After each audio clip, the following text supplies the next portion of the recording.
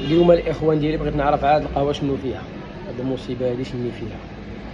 كنشوف الناس مبليين بالنفحه مبليين بالكارو كنقولوا الله يعفو عليهم، حتى حنا الله يعفو علينا من هادي.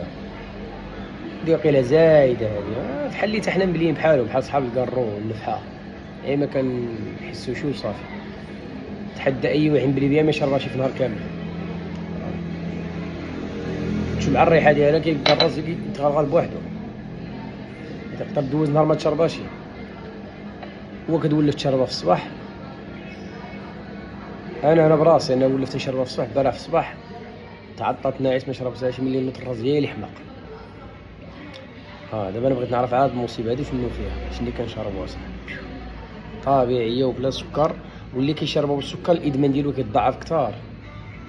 تا هو البليه ديالو كترجع كيتمون عليها بزاف. بليه السكر اللي ما كتاكلوش يوميا، وزائد الكافيين. هادي بلا سكر كنشربها انا الاخوان، حتى كتشرب دابا انا العينين ديالي شوف كيفاش عامله، حتى كنشرب قهوه عاد كنتعاود. بسم الله. اوه يا سلام، واحد البطونه تحلت.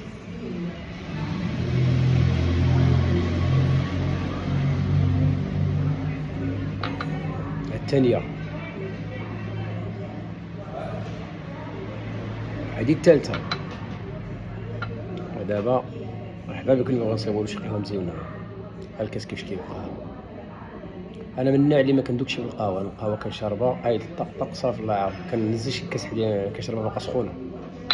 يلا الاخوان تحياتي لكم، واللي عرف هاد القهوه شنو فيها يقول لنا يفيدنا بهاد المعلومه، نعرفوا شنو كنشربوا. تحياتي لكم.